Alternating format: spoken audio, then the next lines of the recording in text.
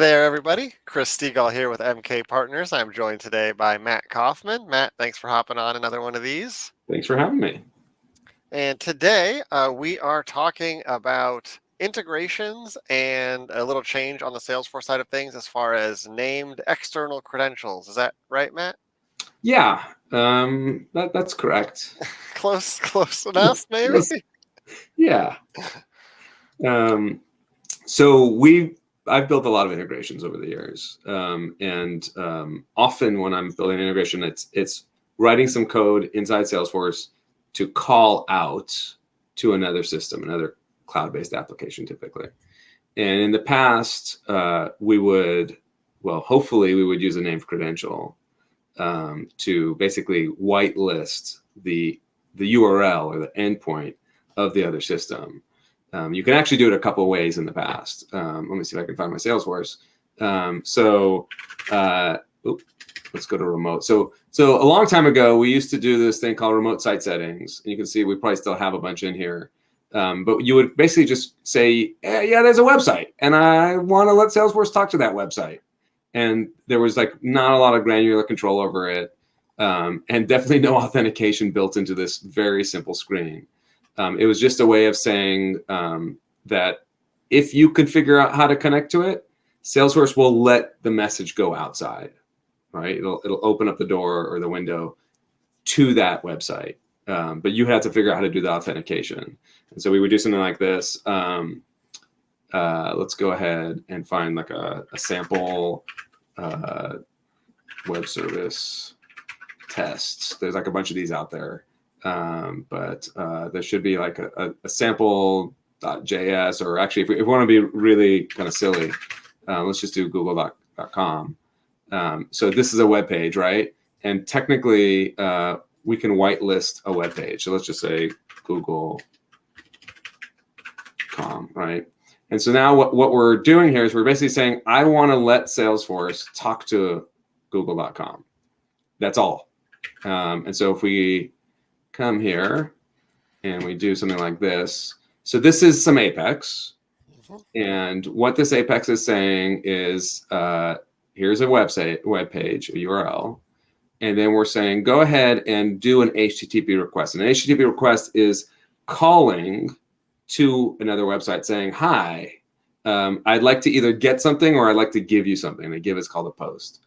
Let me just go ahead and put string body here. And normally we would save this in an Apex class. We would not just execute this like this. But let's go ahead. I think this will work. I'm going to hit execute. Set endpoint.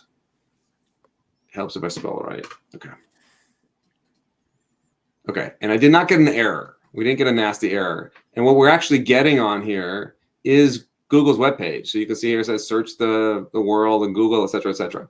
The reason it works is because I've said Salesforce is allowed to talk to Google. Now, if I come here and I take this away and I change it with something else, like not Google, right? When I come back here and I try to execute it again, we should get a nasty error. Or not. You know what? I think I already have Google whitelisted elsewhere because we have a bunch of name credentials. So let's do that slightly differently. Let's pick another website, and I'm not trying to pick on Bing, but here you can see it's saying basically you didn't let me talk to Bing yet. Salesforce says you have not let me do this, and I'm not going to let you talk to Bing because you have not gone into setup, gone to somewhere in the setup, and specifically listed this web page or this website. So we're not allowed to talk to Bing.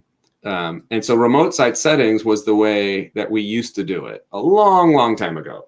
But it's not very good because it only has this one field that just says, well, list your domain, right? And that's that. So now this one's going to work. There you go. See, so that's what remote site settings does. I'm going to delete this remote site setting because we stopped using remote site settings a while ago. Okay. And we started using named credentials instead. And named credentials were like, oh my gosh, this is amazing when it first came out. Because the old named credentials, which I can still do, create a new legacy one, it actually includes authentication. So I didn't have to write my own code to connect to the website and log in. It would include authentication. You can see here, there's different authentication protocols available. It's a two-step process for the old one. So the old one was, first you'd have to create this concept of an auth provider. So we're going to tell Salesforce, I want to connect to another website, and that other website uses valid authentication mechanisms that are considered standards in the world. And you can see this is a long list. This list actually has gotten a lot longer over the years. When it first came out, it was a lot shorter. Oh, you don't see it, do you? I think we don't see the list that you're seeing. I don't think you see the list. No. Well, I will show you a couple of them, and that way you won't have to worry about why you're not able to see my pick list values the way I'm showing my screen. But Apple is one, and so if you wanted to connect to a website that's using Apple's authentication mechanism, you could. DocuSign auth provider is another. Facebook, GitHub, Google, Janrain, LinkedIn, and I'm just going to click through. I'm not going to have to read them all to you. But basically all very popular websites that are out there. And then some open standards like OpenID Connect, as well as Salesforce, Slack, and Twitter. And so what this feature, this auth provider / name credential feature gave us was the ability to not have to write code to do the authentication, which used to be a big pain to have to write code to authenticate, because each one's a little different, things change over time. And so Salesforce said they'll take care of this for us. And so we can come here and we can choose one of these, and I'm going to choose Google for today's example, and we're going to say Google demo. And what you do is you put in some information from the website that you're logging into. And to get that information, you have to go to that website and set up some stuff. And so typically, what there is like a set of secret strings, secret information that the other website gives you. And then, of course, like the URLs of that other website. And then Salesforce will handle the code to log in each time that you're going to call that website. And so that's what the auth provider functionality is. Now, we still use auth providers today, but named credentials have changed a lot. And so I'll go ahead and create a sample legacy named credential, and then we can go ahead and create a new one as well. So one thing to note is that the consumer key and consumer secret that you set up, you really want to be careful when you set those up. You don't want to just like give them away or show them on a video, let's say. Hint, hint. So we're going to do that today. We'll go ahead and actually do it, but we'll delete it by the time this video is published, and so people won't be able to use it. But it's important that if you are going to set up some type of integration, that you are very careful not to expose your key and secret or client ID, whatever they call it on the different websites that you're working with, to the public world, because then someone would be able to log in as you to that website. So this is something that you got to be careful on. So I'm going to go ahead. We're just going to go through the motions. I'm just going to put test and test for now, and then we'll come back and we'll do it for real.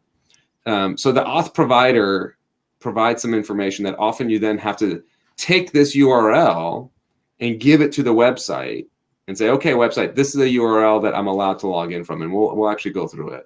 But this is the auth provider. So this was step one. And then let's go back to the named credentials, and we'll do a legacy named credential. And we'll call this Google Demo Legacy. And we'll put in the website, www.googleapis.com. And here's where we can say, do I want each person to log in as themselves? Or do I want me as an admin to authenticate once and everyone gets to use my authentication, which is also kind of risky. So something to consider what's appropriate depending on what you're building. And then here you can see the different types of authentication protocols that are available. And so I'm going to choose. Hello? Sorry about that. I'm going to choose OAuth 2.0. And we are going to select that authentication provider. Now, you're not seeing it on my screen right now. Not sure what just happened, but that's okay. So I'm choosing my authentication provider. And what I'm saying is I want this named credential to work with this authentication provider that I just set up. And then there's other stuff on here like scopes that we can put in, and I will. And then we would hit save, and it would actually start the login process. So I'm going to just save this just so we have a placeholder for now. Okay. But what you'll notice is this is still a fairly simple screen. We don't have a lot of stuff on here. We do have the ability to control who can use this. And so if we go to a profile, let's say, or a permission set, let's go to a permission set. And we'll choose one of our permission sets. Let's just choose this one here, which is not the right one, but that's okay because we're not going to keep it. And we go to named credentials. You can see here, named credential access actually shows up. And we could select that named credential, although it's not showing up right now. But yeah, so you could control it that way. And so you could have at least some level of control. But the new named credentials actually have a lot more control. Okay, so what I want to do is use a legacy named credential to connect to the Google API. And we'll do Google Drive for today. So again, it's a two-part process. Let's go back to our authentication provider first. The first part is filling in this important stuff here. So I have my Google Cloud console open already. And I'm starting to create a client ID, an OAuth client ID. And I'm going to say this is a web application. And let's just call this the demo client. And this is the URL that we're going to be starting from, which we can get from Salesforce. So if we come back here, we should be starting from, I think, this URL at the top. Let me actually cancel out of that real quick and just see. Yeah, that looks good. Okay, so I'm going to paste that in here.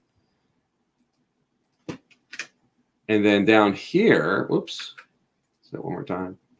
Down here, we have to say the URL that is specified here in our callback URL. This is a technical thing. Basically, behind the scenes, the servers talk to each other, and they want to make sure that they're talking to the right place. And so they want you to say ahead of time when you're setting this up, who they're allowed to talk to. That's what that is there. Okay. Now on the right-hand side here, we're going to see the client ID and client secret. Again, these are things that we're going to delete by the time this video is published, so they will not be valid. And you do not, under any circumstances, want to share your client ID and your client secret with anybody else in the world. So we're going to come here and just fill in the client ID, which is the consumer key, and the client secret, which is the consumer secret. And I'm going to leave these URLs as is because Salesforce has been very kind to talk to Google ahead of time about how to do this. So if you were connecting with a website that you set up or something that isn't as large of a company, then you may need to change those URLs. But we should be good. Okay. And you can actually do some cool stuff here. So if I go to test only initialization URL and I copy that and paste it here, you can actually see that, whoa, it's taking me to Google. What's crazy is this was a Salesforce website, right?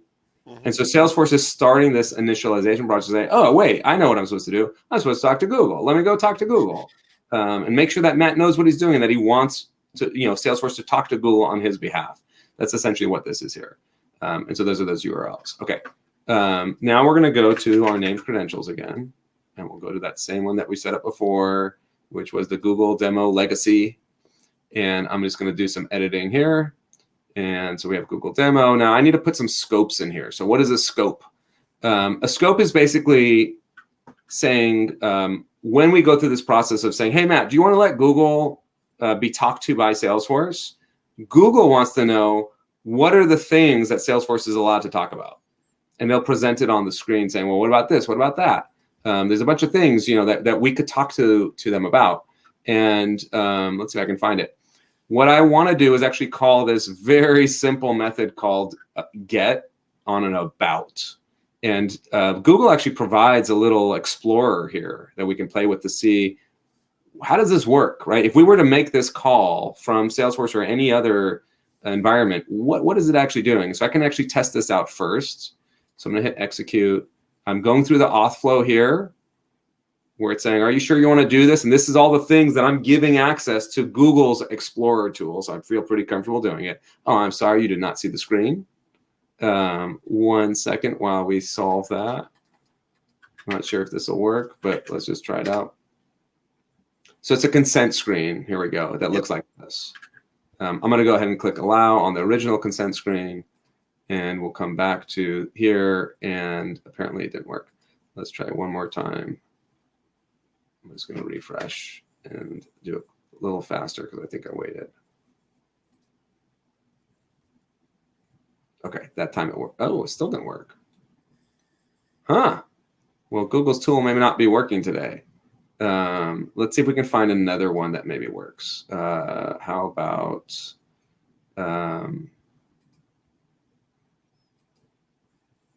list? Maybe this one here will work. Let's see.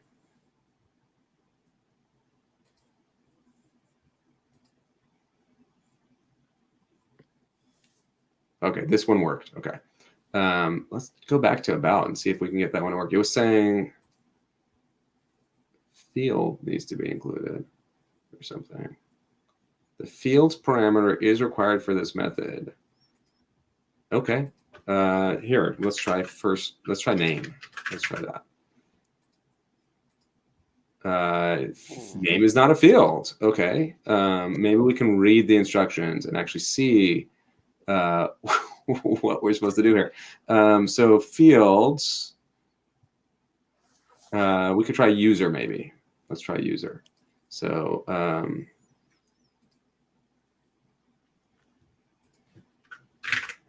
also try asterisk. Sometimes that works. Oh, look at that. It worked. Okay, great. Good to know. And actually what I might do is just make this bigger. There we go. So what we did is we sent a message to this web page, this server called googleapis.com/drive/v3/about, passing in a parameter called fields equals user. And then the key is the authentication piece that, you know, they're not going to show us here, but there's this access token, there's this key, and then a header as well. And we did a get, which means we're asking for information. And then we get this beautiful response saying, oh yeah, here's some all sorts of information about Matt. Because I'm logged in as me. And we want to do this from Salesforce. So this is going to be our endpoint. Now let's see if we can figure out where we were. Okay, so we were here, Google demo scope. That's where we were. Okay, so if we come back to here and we look here, it says authorization scopes requires one of the following. So I'm going to go and take this scope. And again, this is just telling Google that Matt is going to allow Salesforce to talk to Google about this particular topic or one of these topics here. In fact, I'll do read only just to make it a little safer. And so we're going to put scope in there. And when I hit save, it's going to do this auth flow where it says, hey, Matt, are you sure you want to do this? And I say, yes, I want to do this. I want to let Salesforce talk to Google. Let's go back one more time. I just solved this problem the other day too, so I should be able to figure this one out. Auth to Google demo pending. Well, this is a great time for someone to leave the answer in the comments. We're not live streaming, so that might not work. Let me come back here and go to Google demo, and if I have to, I'll open up. I literally just did this the other day, so I should be able to do it again. We could put it in decent scopes. Let me pull up another tab real quick, and I will see what I did the other day, and hopefully we can figure this one out. 1 second.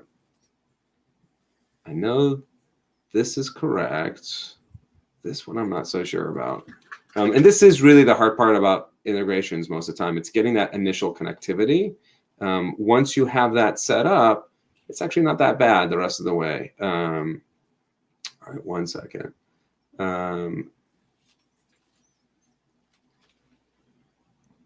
Interesting. So I don't even see this checkbox for this PKCE. This is something new, I think. I'm going to try unchecking that one, and we'll see what happens. And I'm going to also go back to name credential and see what happens there. Oh, you know what it could be? I think I might know what it is, actually.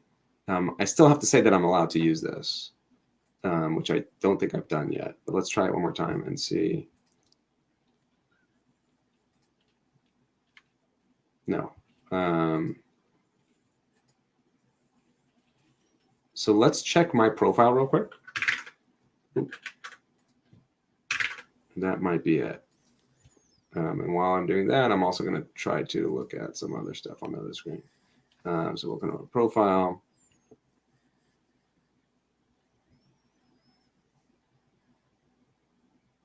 Yeah. This might be it. Let's see if we can get this to load. And let's go to named credentials. Nope, different one. So it's not showing up there as being even available, which is interesting. Well, we might just jump to the new one then, because the new one I know works.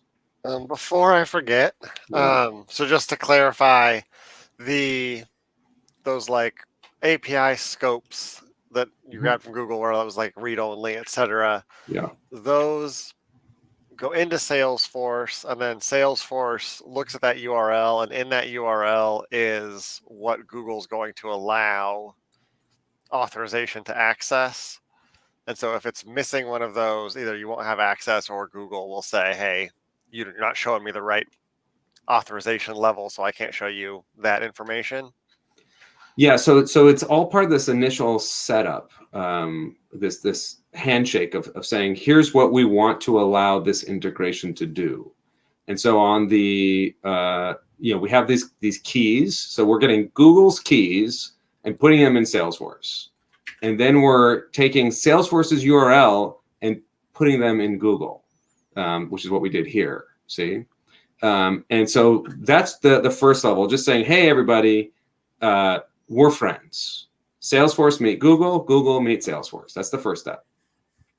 Then, because there's a lot in the Google API, we also have these scopes, which is basically saying, okay, when Salesforce talks to Google, what are the things that we're going to be allowed to talk about?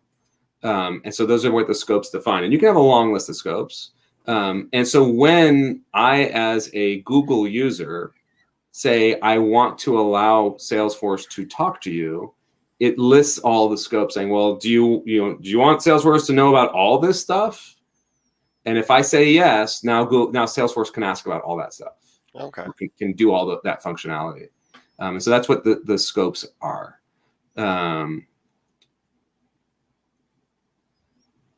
Yeah, so I'm just trying to figure out why this is not working. At this point, I'm dealing more with the new named credentials than the legacy ones. So maybe we should just do that. Maybe we should just switch to the new ones. Okay. So new name credentials actually consist of two parts. We have an external credential, and then the name credentials that are listed kind of on them. And so here I am. I'm defining the first kind of half of it, where I'm saying it's going to be called Google Demo. We'll call it a Google Demo external credential, just to distinguish what we were doing before. And we still connect it to the auth provider. So that part's the same. So the nice thing is, if you've already set up a name credential, the legacy kind, you don't have to totally start from scratch. There we go. And so now we have this external credential. And then what we do is we create name credentials that are connected to the external credential. And essentially what this structure allows us to have, now that we have like a one-to-many setup, is that we can create multiple name credentials that all are kind of housed within this external credential record. And then it continues actually when we get to who can use it and stuff like that, we can do it even more. So I'm going to call this Google Demo named credential.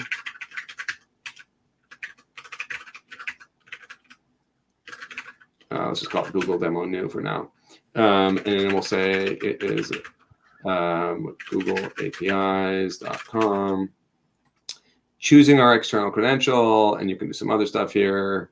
Okay, that all looks good. You can actually limit it to certain packages too if you want, so you can control that as well, which is nice. Okay, so we have a name credential. Now you can see this has very similar fields to the original or the legacy name credentials, but then down here we have this extra stuff, which is different. And if we come back to the external credential, we also have this thing called principals. And so this is where we can say parameter name, let's just call this admin user, and identity type. This is what we saw before. Remember, named user versus per user. I'm going to say named, and we can add the scope there also. I don't think we necessarily need to. Let's go ahead and add it. And then we can authenticate here. So let's go ahead and authenticate. So what I'm going to do is I'm going to authenticate this particular principal for this particular name credential on this external credential. But we can have multiple name credentials and multiple principals all on the same name credential and external credential. So it's like a database of connectivity, whereas it used to be separate records for each one. Okay, so let's see if this one works. So far, so good. And so far, not so good. Okay. I'm sure I'm skipping over something very simple, and that's why it's not obvious. And somebody is going to call in and figure it out. Let me, real quick, just try changing some of this stuff as well. Let's do that. And it's got to be something like that. Let me also just check my profile. So we'll go back there, make sure that I'm allowed to use it. Or we could do a permission set. That would work too. In fact, maybe I'll do that. Oh, we're already at profiles. No, I'll still do it as a permission set. And I might even have one. Oh, okay, let's just do, let's do this one here, sure. This is a sandbox, so I'm not too worried. But here we can see name credential access and external credential principal access. So I'm going to come here and edit. And here is our demo one that we just created. So now this is saying that this particular permission set gives users the ability to use this particular principal for the name credential or external credential. And let me go ahead and add an assignment, and I'll add it to myself.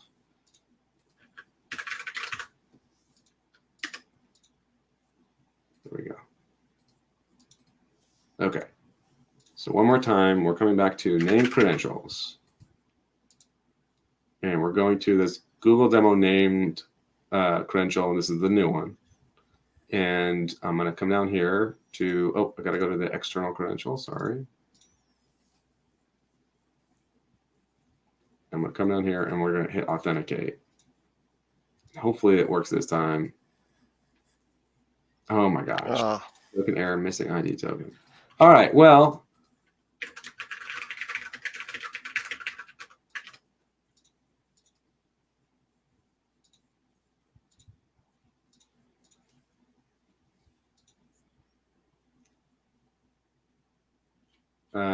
Open ID. Okay, so let's just add an additional scope. That's what this is basically saying. This is actually the same issue I must have encountered the other day because I remember this. So we're going to come here and let's edit this name credential. This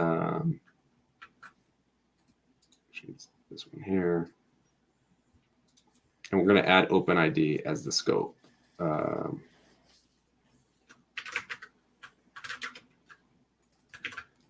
And I'm going to do it down here as well.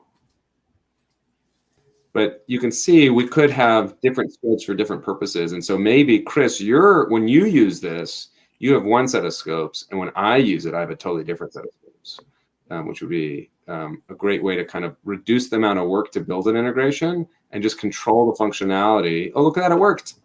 Nice. Control the functionality using point and click functionality inside Salesforce instead of having to do it with code and stuff. Okay, so what did we just do? So we now have a named credential, And that name credential is called Google Demo New. And we can come back to our developer console and call this name credential, call this URL. And so Google Demo New is the name of the credential, and it corresponds to the URL. We want to come back here and see what it was that we were actually calling. So it was this right there, and we're going to actually add that fields equals user probably too, I think, to it. Just like that. No body, and let's hit execute and cross our fingers. There we go. And we actually got the same results. I don't know if you can see it. It's kind of small. Yeah. Okay. Now, let's just, for demonstration's sake, undo a little of what we did to see what would happen if I didn't give access to Matt to do this, or it was Chris trying to do it and he didn't have access to it. So what we're going to do is come back here to our permission sets. And this is what typically happens is we test it as an admin and then another user tries to do it and it doesn't work, right? So if we were to take this permission set away from me, and I'll go ahead and do that. And then I try again. Oh, see, I'm not allowed to do it. Okay. So this is how we can now control who can do what. And it's, like I said, it's a much more complex model than the old way. But with that complexity, we get a lot of new functionality, especially on the security side of things. And so you can see here what we have the name credentials, we have the external credentials, we have the user external credential, which is essentially the junction, and then permission sets as well. Plus, there's still the auth record too. So there's a lot more involved to do an integration than the old days, but we can have granular control, which means we don't have to worry as much. And again, if we are setting up like a super user that could connect to Google or some other website on our behalf, you want to be really careful who can do it and what they're able to do with it. And so this allows you to kind of restrict it to just the right people, just the right scopes. And when you talk about who can do it and what they can do with it, is that limited to them building something to run on top of the integration and get data they shouldn't have? Or is it like if you've built a Lightning Web component that has an integration to an external system, but they don't have the right permissions, even if they click the button because you've accidentally added it to their page layout, it won't work, essentially? Right. So we configured one principal record here, and actually I unfortunately named it admin, right? This is really, it should be edit. So what I'm going to do is kind of walk through the motions if I can figure out where I am. Let's say this is actually the non-read only, right? That's what that there is. And so I'm going to come here and I'm going to change this to that. And then I'm going to create another one, and we'll call this read only. And we'll say it's a name principal. So even though it's going to be me authenticating for both, we can have two versions of it. Okay. One that is read only, I'll get there eventually, and one that's not. Too many tabs open. Okay, and so if I have two of these and I've authenticated both, I can share the admin one with Matt on a permission set and say Matt's allowed to interact with this. I could share the read only with everybody else. So, but the name in our code is still the same.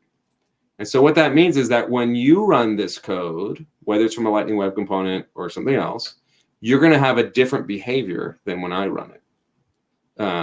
And so it's set at the server side, right? So when it's received, so there's nothing I can do in Salesforce to kind of bypass it.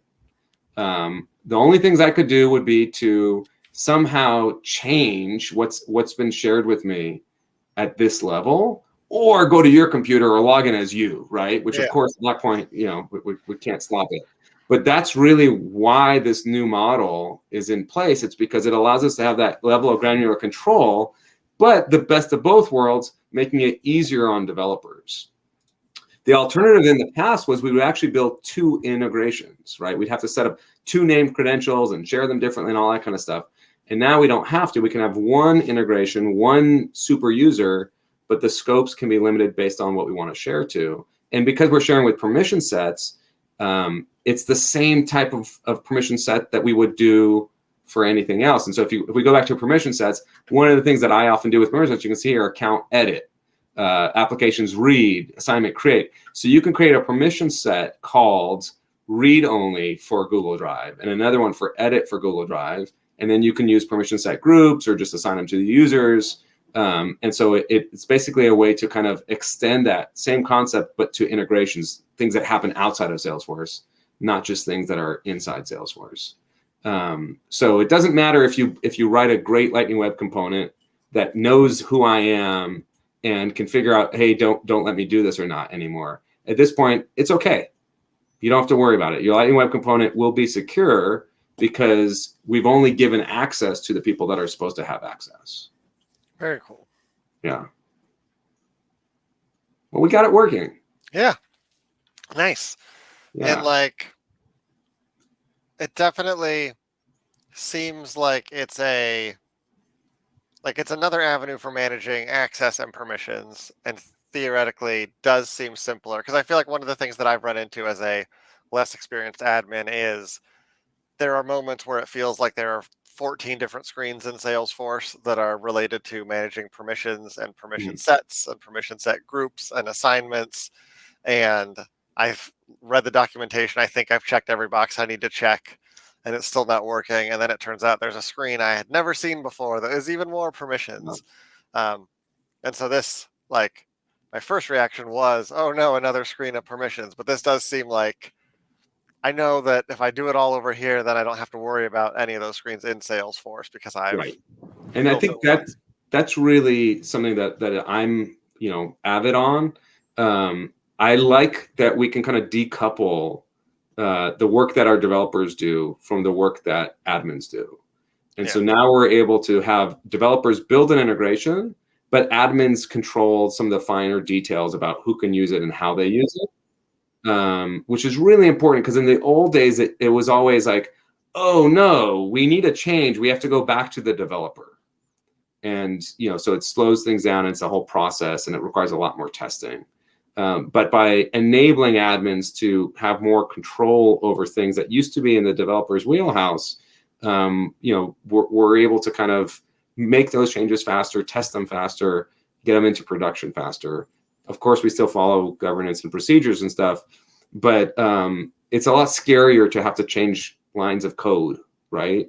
It could break a lot more, even on accident, versus making changes with point and click. Yeah. And then is the named credentials setup part, is that kind of like a standard part of, if I go to the App Exchange and I get an app that's going to do a integration between some platform and my Salesforce org, is part of the setup of that usually like, and then here's how to set up named credentials, or is that part of the package that you download from the App Exchange? It depends. Okay. So some packages include their named credentials, some don't. There's not a right or a wrong, right?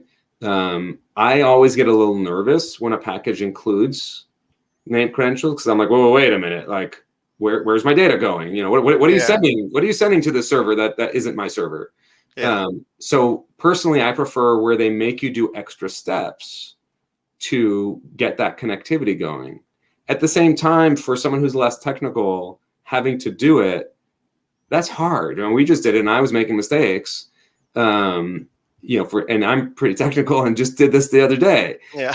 So you can imagine someone who has not done it recently or ever, it's going to be a lot scarier. They're going to be nervous. So there's pros and cons to both approaches. It just kind of depends on the publisher, what they want to do. Yeah. Cool. Well, thank you for showing that today. Oh, no, I'm happy to do so. I hope that we help somebody feel better about the new name credentials. And if we don't edit this video too heavily, I hope that error that we got around answers somebody else's question, because I'm sure other people are hitting that error too. Yeah, I think I will need to like pause that error when we're rendering this video and put the full error in the description so that if somebody searches Right. for that error, they can find the video and then throw in the Yes. timestamp that says, Watch this long video to yeah, find out that you just need to put the word OpenID in your scope. yeah. Yeah. But it is like I feel like this is very helpful to sort of demystify what goes into an integration because for non-technical folks, it definitely does feel like magic to be like, yeah, and then this software should talk to that software, but I have no idea how I would make that happen. But this is like, yeah, they, Honestly, for technical folks, it seems like magic too. It's not this is not one of those things that like only developers understand. I don't think anyone really gets it. Like you can understand it, of course, and once you've built it and worked with it, you get it. But it's just one of these non-visual things. It yeah, happens. The servers talk to each other, and so we don't get to see it happening. And so it is hard to build integrations. It's very hard to debug integrations. So yeah, I wouldn't say this is like a non-technical thing. I would say this is an everybody thing. awesome, Yeah, cool. Well, thank you once again, Matt, for hopping on one of these Wednesday calls. Thank you, folks, for watching. Do please be sure to like and subscribe. If you have ideas for additional content you'd like us to see put together, please drop those in the comments as well. And we will see you in about a week. awesome. Thanks Thanks. again.